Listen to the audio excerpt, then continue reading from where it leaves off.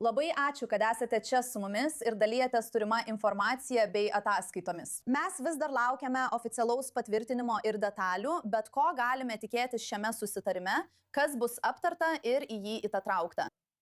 Taigi, šis susitarimas iš esmės nustato terminus aptarti svarbiausius klausimus, kurie yra šio konflikto tarp Jungtinių valstijų ir Irano esmė. Ir žinoma, Izraelis čia yra Jungtinių valstijų pusėje, tačiau nėra derybų šalis, bent jau oficialiai.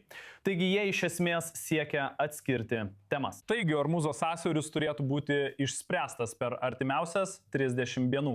O branduolinis klausimas, kuris iš tikrųjų čia yra pagrindinis dalykas, numapamas 60 dienų terminas, per kurį tęsiamos derybos siekiant visiško susitarimo, kuris viršytų susitarimo memorandumą. Ir mes žinome, kad JAV reikalauja, jog uranas, 440 kg urano, būtų išgabentas iš Irano teritorijos. Kur jis būtų išvežtas?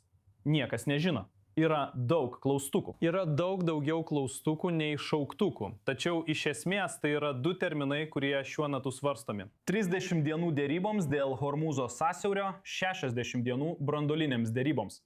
Tai patys Iranai sako savo žiniasklaidos pranešimuose. Ir mums teks pamatyti, kaip viskas iš tikrųjų klostysis. Gerai, Jakovai, pasilik su mumis čia studijoje, netrukus sugrįšime pas tave ir viską išsamei aptarsime. O dabar prie mūsų prisijungia Arielius Kuanas, vyresnysis bendradarbis Atlanto taryboje ir tarptautinės rinkos analizės įkūrėjas. Labai ačiū, kad prisijungėte prie mūsų. Taigi, praėjo 40 karo dienų, 40 paliaubų dienų. Tūkstančiai prarastų gyvybių, didžiausias pasaulinės energijos tiekimo sutrikimas nuo 70-ojo dešimtmečio. Ir pirmasis klausimas, kuris kyla, ką Izraelis ir JAV iš to gavo dabar, kai kalbame apie susitarimą? Lengva pradėti nuo to, ko Izraelis negavo. Izraelis nepašalino strateginės grėsmės savo egzistencijai, kylančios iš mulų teokratinės diktatūros Irane, jau nekalbant apie paties režimo egzistavimą. Irano režimas nebuvo priverstas paklusti Jungtinių valstijų reikalavimams. Ir dabar po ne vieno, o dviejų karų, nepamirškime 2025 metų karo, 12 dienų karo, Iranai prie derybų stalo elgėsi taip, lyg jie būtų laimėję karą. Taigi mes miglotai deramės dėl branduolinio klausimo. Atrodo, kad Trumpas nesugeba pašalinti strateginės grėsmės, kurią kelia balistinės raketos ne tik Izraeliui, bet ir visiems Irano arabų kaimynams bei Europai. Ir nėra jokios kalbos apie proxy pajėgas. Yra trinarė struktūra, 3 kojų taburetė, ant kurios laikėsi Irano galia artimuosiuose rytuose. Ir tai buvo branduolinė programa, balistinis arsenalas ir proxy pajėgos. Ir faktas, kad po šių 2 operacijų Iranas veikiau tik didina savo reikalavimus. Man rodo, kad tai dar ne istorijos pabaiga. Ir nėra jokių garantijų, kad artėjant svarbiems vidurio kadencijos rinkimams Jungtinėse valstijose, Trumpas turės ryžto tęsti kovą. Ir tai rodo, kad Izraeliui reikia pagalvoti apie gynybinius ir puolamuosius prioritetus.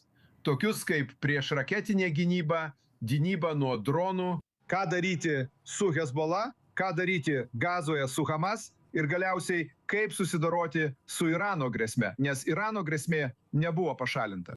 Teisingai. Taigi pereikime prie to. Tai ką Izraelis mato dabar palyginti su tuo, ką jis matė prieš 6 mėnesius ar prieš karą prieš kelis mėnesius? Ką Izraelis iš tikrųjų gali padaryti šiuo metu? Ir taip pat tiek trumpuoju laikotarpiu, tiek žvelgiant į ateitį, kokios yra galimybės, kokios yra perspektyvos? Galimybės negerėja, nes prieš kelis mėnesius atrodė, kad Bibis Netanyahus tarsi buvo visiškai susitaręs su Jungtinėmis valstijomis ir Izraelis veikia išvien. Dabar iš šių derybų susidaro įspūdis, kad Trumpas teikia pirmenybę Erdoganui, Mohamedui bin Salmanui Saudo Arabijoje ir Kataro atstovams. O Bibis tarsi tai yra tik antraeilis klausimas, apie kurį prisimenama po vieno skambučio. Tai nežada nieko gero Izraeliui. Ir turiu pasakyti, kad po 2023 metų spalio 7-osios katastrofos žvalgybos nesėkmė, vadovavimo nesėkmė Gazoje ir dabar labai neaiškus rezultatas Irane, Netanyahu atrodo vis blogiau tiek Izraelio rinkėjams, tiek užsienio partneriams. Ir panagrinėkime tai šiek tiek giliau. Žinoma, tai didelė tarptautinė naujiena, bet Izraeliui ir ypač Benjaminui Netanyahu, ką tai reiškia artėjančiuose rinkimuose. Turiu omenyje, tai negali būti niekas kitas, kaip tik politinis iššūkis. Na tai iššūkis, kuris paaštrėjo. Yra ir kitų bylų. Yra Kataro pinigų byla, kuri, mano nuomonė, temdo Netanyahu kabinetą. Kas atsitiko? Kas paėmė pinigus? Kiek pinigų? Kas atsitiko su pinigais, kurie buvo perduoti į Gazą per Jeruzalę? Yra klausimas, kas žinojo, ką apie Hamas planus pulti Izraelį spalio 7-ąją ir prieš tai. Žiūrėkite, aš esu senamadiškas ir taip pat Izraelio teisininkas. Aš tikrai tikiu, kad yra priežastis, kodėl egzistuoja Chok vadota kerem mamlechtijot vyriausybinės tyrimo komisijos. Ir pagal vyriausybinės tyrimo komisijos įgaliojimus visi šie klausimai, kuriuos ką tik išvardijau, turi būti ištirti labai kruopščiai. Ir faktas, kad praėjus 3 metams po spalio 7-osios jie vis dar nėra ištirti, kelia rimtų klausimų apie tai, kaip ši vyriausybė čia veikia. Kitas dalykas, kurį norėčiau pasakyti, yra tai, kad Netanyahu vyriausybė nesugebėjo tinkamai sureaguoti į Izraelio žydų tautos ir sionizmo demonizavimo bei šmeižto kampaniją. Ir iki šiol padaryta labai mažai tam atremti. Yra 5 veiksniai pasaulyje, kurie aktyviai griauna Izraelio legitimumą. Tai Iranas, Kataras su musulmonų brolyje, Turkija, kraštutinė kairė ir kraštutinė dešinė Jungtinėse valstijose ir vakaruose.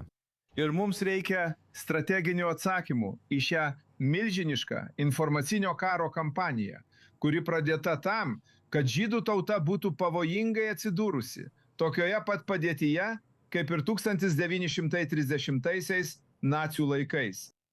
Gerai, tikrai daug ką reikia apsvarstyti. Arielis Konas, labai ačiū už jūsų analizę ir įžvalgas.